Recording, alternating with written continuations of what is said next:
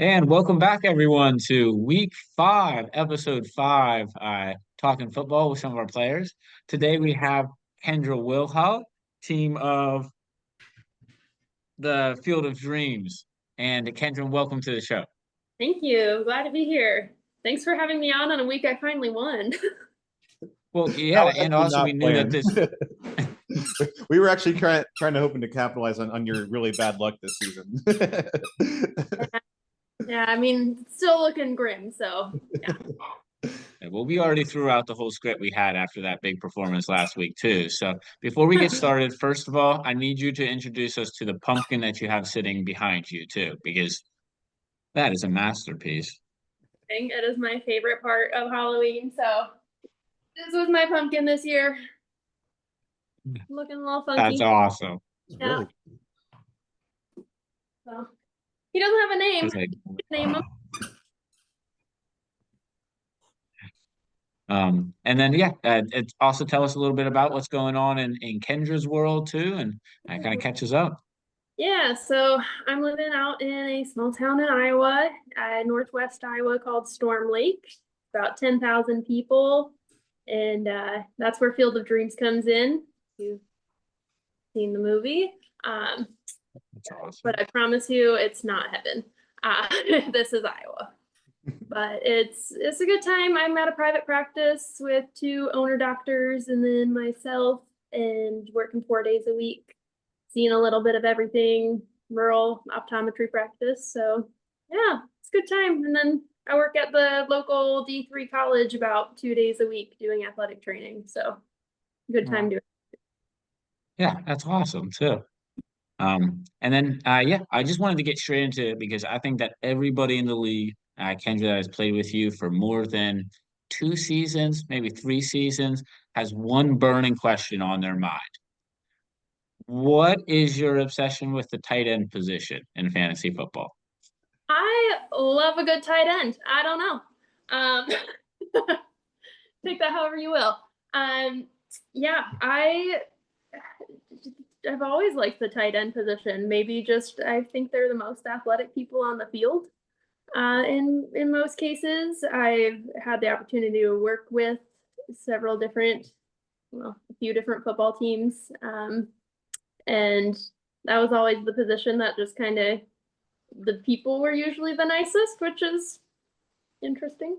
And yeah, I think they're just athletic, that they're out there blocking and catching, and yeah, so that's that. Perfect marriage of an offensive lineman and a wide receiver. You got to respect Yeah. it. Yeah. I mean, that's incredible. I didn't expect it to be coming from personal experience you had with the tight end position too at the same point. Yeah. That's awesome. All right, that makes a lot more sense to me too. And then that leads me right into it because if we look at your team right here, I mean, we have two just by far and away great players on your team. One of Mhm. those, again, without a doubt, every year the tight end position too. Always. So how did you go between picking between Trey McBride and Brock Bowers this year when they were both highly contested picks? Um, I I don't really remember, if I have to be honest. I think Brock Bowers, I was maybe more familiar with the name, and a lot of times the one that I'm more familiar with ends up doing worse. So I was just like, hey, we'll take a gamble on Trey McBride. And it's working out so far, kind of. He's doing well. The rest of the team's not. That is fair. That is fair too. But I mean, you are on a 1 game winning streak too, so we're only going up from here. Going here, hopefully. Carson, did you have one? Quick comment on the tight end. I actually got Brock Bowers this year. I got him at 13th. You got Trey McBride at I believe 19th. And of course, Bowers has been injured all year, so you end up coming out on top at least on that. So my question pertains to what I had alluded to in the league chat earlier this week. We had picked you because you had just far and away been scored the most against, even though you're actually posting pretty decent scores relative to the rest of the league. Okay. And I just wanted to have a little pity party for myself because in this last week I did pass you in points against. I just want to point that out. But what are your plans to improve your defense next year? I gotta be honest, I don't really have a plan. Sounds like the Cincinnati Bengals. Yep, I fly by the seat of my pants in fantasy. It's just whatever I'm feeling that day. And yeah, I mean, I'm just gonna see who I get in the draft and go from there. You just gotta hope the luck turns one day, right? Yeah, yep. And Yeah, I will say that I mean, this not just this year. I feel like just historically in our league, like you have been far and away the most unlucky player in this league. well, a lot of it comes down to injuries.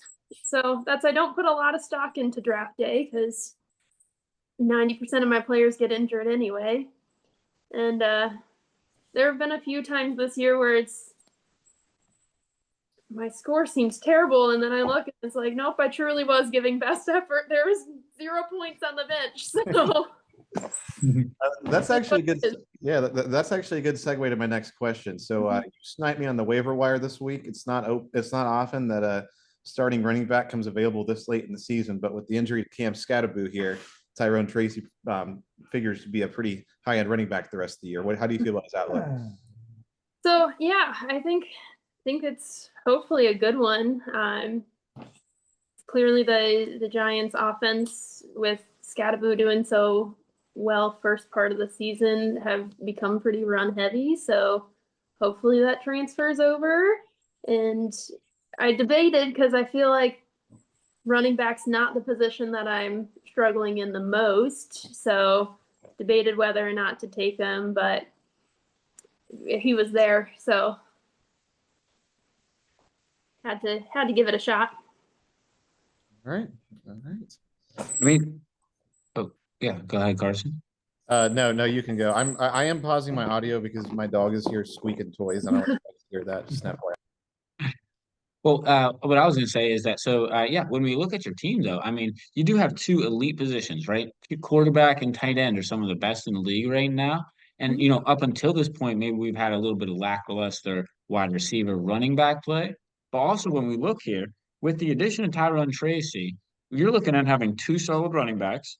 Devonta Smith gets back to being off of his bye too, stays healthy. Two solid wide receivers then too, and then really just looking for that last flex position too for yourself. Though you do have some options there too. So, moving forward, what do you think is going to be the keys to kind of get the ship all the way back on track now that we started, pulling up the anchor at least? Yeah, I think just need to see some better performance from the guys because most of the time they are underperforming. They're predicted each week, and it's getting frustrating. It'll be exciting to have Lamar Jackson back. That was a bummer. I have the worst, I think, of all of the positions, quarterback's the one that I usually have the worst luck in. If you look back historically, pretty much always have an injured quarterback on my team. So I'm excited to have him back, hopefully in full strength. And then, yeah, just hoping to see some better performance out of some of them. Maybe I should be doing a better job of scouting that. But like I said, I mostly play just seat of my pants, what I'm feeling that week. So. Well, I mean, you did bring up a good point because there is a little bit of, weight on both parties here too. What percentage wise would you give the 2-6 start for yourself versus your players too? What percentage on your players versus the manager here? I mean, like I said, there are several weeks where I have lost, and it has truly been my best players in there. So some of that's on them. There were maybe a couple weeks. I'll take maybe 3 of the losses on myself, but put the other ones on the players. I think that's a fair assessment too, to be honest, too. Keeping in mind that your players have been actually playing not poorly too. It's just that you've been going against really, really tough uh, teams that going on the other side, just putting up a lot of points against you too. Yeah, Um, doesn't help. I would- So if y'all want to take it easy on me, that'd be great.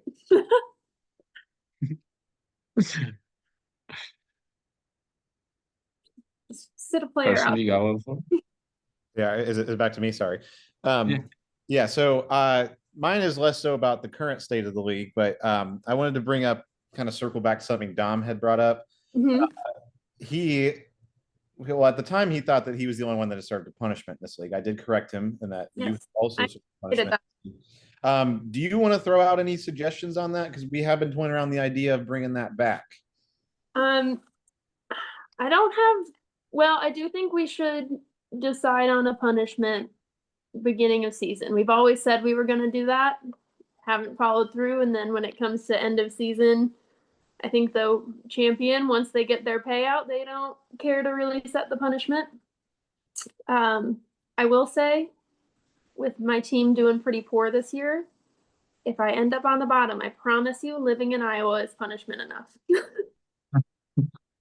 Yeah, I mean, I think we should establish, if we are going to do one, we should start it next year. Mhm. Like, we should get something planned and established in that. But yeah, okay. I like the idea of maybe bringing that back. Dom was very adamant that we needed to bring that back. Mhm. Mhm. Idea. Oh, here's the cat. Yeah, there's here's my cat. He says hi. Oh, what's up, buddy? Yeah, but Awesome. I don't dislike the idea of a punishment. I just think it needs to be established ahead of time. Okay, good, Mhm. good stuff. That's all I have, Isaiah. If you want Yeah. to take over here. Yeah, just two quick last things for you too. Number one, do you have any words to the people that, were supposed to be punished, but then ended up not following through with their punishment? Also, a little side comment. We do have Cole Jordan, who did complete his punishment the 1 year too, by making the football. Unfortunately, that football just never got sent to the champion on subsequent years. So he technically did complete his bargain, but it was unfortunately, not completed after him. All right, Cole. I'm sorry for the disrespect there. I completely forgot about that. So we're 50%. We're at 50% people completing their punishments, I suppose. Yeah, I feel like we should just blame Matt. It's Matt's fault. There you go. I don't know. I think it's too far gone to really be too upset at them at this point. I think it's on all of us for not following through. So, good on them for escaping the punishment. And, we'll just catch them in the future. Hmm. Yeah, the last thing is, if you were, or to think of, is there anyone in the league that you would think, oh yeah, that would be awesome. I would love to see them do a punishment. Um, no, I don't know. I mean, I will say when I had to do my punishment, Bobby intentionally added on to it. So he knew he could make it personal by adding on having to wear the OU shirt. So wouldn't mind a little reciprocation on that. Maybe I'll have to send him a Miami shirt if he ever manages to land on the bottom of the league. That's awesome. That's awesome. Thanks for having an answer right there too. I didn't know if it was a bad question halfway in, but yeah, no, Kendra, thank you for coming on here too. Like it is just a big thing of, yeah, had a hard start, but like been making moves the entire rest of the year too, especially with that big pickup this last time. I mean, that is something that really is like, now if he keeps playing at 14 projected points per week, have a solid running back to kind of grow your team with too. Yeah, we Um, just with need that being said, yeah, sorry, but yeah, with that being said, I wanted to hear what you wanted to say to the rest of the league about your team. This is your time to kind of say what you want to everyone. That was my cat. Um, let's see. I mean, really just I think the people who aren't giving their best effort, I don't even really care if they do because I am giving my best effort and still losing to them. So maybe more people should just ignore their teams a little bit and maybe I can really turn the season around that way. All right. Well, you heard it from Kendra too. If you're sitting here caring about fantasy football, turn your app off, close the screen. No more, no more of that. No changes this week, just none. All right, Kendra, thank you so much for coming on. It was good to see you guys. Yeah, you too, Good Kendra. to see you too. Thank you.